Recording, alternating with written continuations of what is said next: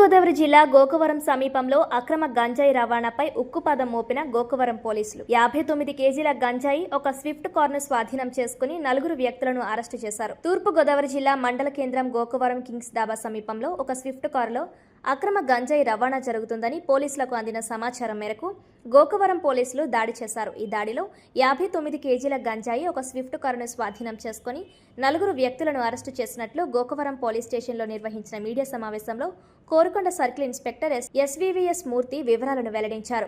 ఈ సందర్భంగా ఆయన మాట్లాడుతూ ఈ అక్రమ గంజాయి రవాణాపై కేసు నమోదు చేసి దర్యాప్తు చేపట్టామని, ఈ గంజాయి రవాణా చేసిన వారిని అదుపులోకి తీసుకుని అరెస్టు చేయడంతో పాటు పలు విషయాలు వెలుగులోకి వచ్చాయన్నారు. పోలవరం జిల్లా రంపచోడవరం మండలం పరిసర ప్రాంతాల్లో 2 వ్యక్తులు కొనుగోలు చేసి విక్రయిస్తున్నట్లు వెల్లడించారు. ఒరిస్సా రాష్ట్రం చిత్రాడ నుండి ఈ గంజాయిని పలుమార్లు రవాణా చేసినట్లు తెలిసిందన్నారు. గతంలో ఈ 2 వ్యక్తులపై గోకవరం పోలీస్ స్టేషన్లో కేసులు నమోదయ్యాయన్నారు. ఈ అక్రమ గంజాయి రవాణాదారులు జగ్గంపేట, గోకవరం 2 మార్గాలను ఎంచుకొని అక్రమ రవాణా చేస్తున్నట్లు సమాచారం సేకరించామని, అదేవిధంగా పోలీసులు ప్రత్యేకంగా నిఘా వ్యవస్థ పనిచేసి ఈ అక్రమ రవాణా చేస్తున్నట్లు సమాచారం సేకరించినట్లు తెలిపారు. ఎవరైనా అక్రమ గంజాయి రవాణా చేస్తే కఠిన చర్యలు ఉంటాయని హెచ్చరించారు. గోకవరం అవుట్కట్స్లో కింగ్స్ డాబా సమీపంలో ఒక లేఅవుట్లో ఒక గాంజాకు సంబంధించినటువంటి ఒక అక్రమ రవాణా జరుగుతుందనే సమాచారం మేరకు ఎస్ఐ గారు మరియు ఎంఆర్ఓ గారు సిబ్బందితో వెళ్ళి దాడి చేయగా అక్కడ ఒక మారుతి స్విఫ్ట్ కారు, అదేవిధంగా ఒక 59 కేజీలు గాంజా, ఒక 4 వ్యక్తుల్ని ఉన్నారు. వాళ్ళని వెంటనే అదుపులోకి తీసుకుని వాళ్ళని అరెస్ట్ చేసి దాని మీద దర్యాప్తు జరిపితే కొన్ని నిజాలు మనకి తెలిసాయి.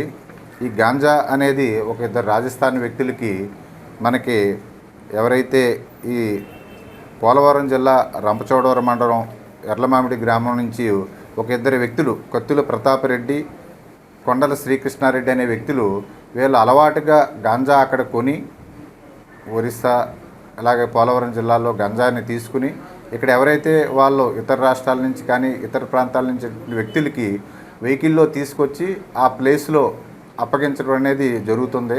అలాగా ఇంతకుముందు ఒక 3-4 కేసులు కూడా వాళ్ళు చేశారు. అదేవిధంగా ఈరోజు వాళ్ళు చేస్తుంటే ఆ సమాచారం తెలిస్తే ఎస్ఐ గారు ఇందాక నేను చెప్పినట్టుగా ఆ సిబ్బందితో ఎంఆర్ఓ గారితో వెళ్ళి వాళ్ళ మీద దాడి చేసి అరెస్ట్ చేయడం జరిగింది. ఈరోజు ఒక 59 కేజీల గాంజా, అదేవిధంగా మారుతి స్విఫ్ట్ వెహికల్ కూడా స్వాధీనం చేసుకున్నారు. దాని మీద కేసు నమోదు చేసాం. వాళ్ళ గత చరిత్ర ఏంటంటే ఇలాగా గత కొంతకాలం నుండి కూడా వాళ్ళు ఒరిస్సాకు చెందినటువంటి పంగి శ్రీధర్ చిత్రకొండ, అదేవిధంగా గణపతి అతను కూడా చిత్రకొండే, వీళ్ళందరూ కలిసి వీళ్ళు అక్కడ ఈ గాంజాని కలెక్ట్ చేసుకుని వీళ్ళ ద్వారా ఇద్దరు వ్యక్తుల ద్వారా ఇతర రాష్ట్రాల్లోకి ఇతర ప్రదేశాల్లో ఉన్నటువంటి వ్యక్తులకి అమ్మటం జరిగింది. ఆ విధంగా ఇప్పటి వరకు మనకు దర్యాప్తులో మన గోకవరంలోనే గతంలో ఒక 2 కేసులు వీళ్ళు తీసుకెళ్ళినటువంటి 400 కేజీలు, అదేవిధంగా మొన్న ఒక వారం క్రితం ఒక 28 కేజీల బైక్ మీద వెళ్తూ కూడా ఆ కేసును కూడా కన్ఫెస్ చేశారు. అదేవిధంగా ప్రకాశం జిల్లా మార్టూరులో కూడా ఒక 198 కేజీలు గాంజాని వీళ్ళు సప్లై చేయడం జరిగింది. అదేవిధంగా నాతవరం పోలీస్ స్టేషన్కి కూడా సంబంధించిన చోట కూడా విజయనగరం జిల్లాలో ఒక కేసు నమోదై ఉంది. అదేవిధంగా రీసెంట్గా ఒక 600 కేజీల గాంజాని కూడా వీళ్ళు కోరుకొండ మండలంలో దోసకాయలపల్లి దగ్గర ఒక లేఅవుట్లో వాళ్ళకి అప్పగించడం జరిగింది. అలాగే వీళ్ళు ఆ ఏజెన్సీ ప్రాంతం నుంచి గాంజాని తీసుకురావటం, బయటి వ్యక్తులకి ఎక్స్చేంజ్ చేయటం అలవాటుగా కలిగి ఉన్నారు. వీళ్ళని ప్రస్తుతం ఈ కేసుల్లో మేము అరెస్ట్ చేసి పంపిస్తున్నాం.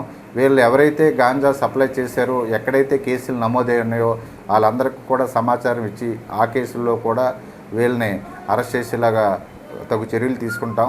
వీళ్ళందరి మీద కూడా షీట్స్ ఓపెన్ చేసి కన్సర్న్ పోలీస్ స్టేషన్లకి తగు నిఘా నిమిత్తం కూడా పంపిస్తాం.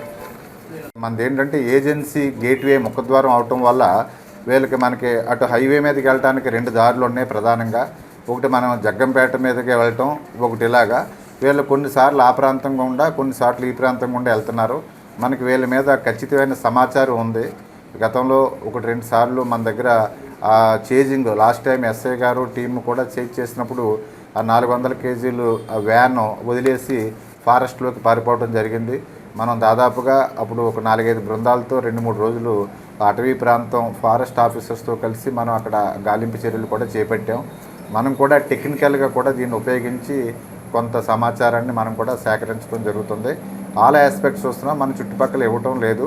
మనదే కొంత ఇక్కడ గేట్వే కాబట్టి అటు ఇటు 2 దారులు ఉన్నాయి కాబట్టి దాన్ని వాళ్ళు ఎంచుకున్నారు. ఆ ఎన్నిటిని కూడా కట్టడి చేసే మార్గంలో మనం కూడా సరైనటువంటి నిఘా వ్యవస్థ ఏర్పాటు చేసి ఇప్పుడు వీళ్ళని అరెస్ట్ చేసి వీళ్ళని మనం కేసులన్నీ విషయాలు కూడా రాబట్టడం జరిగింది.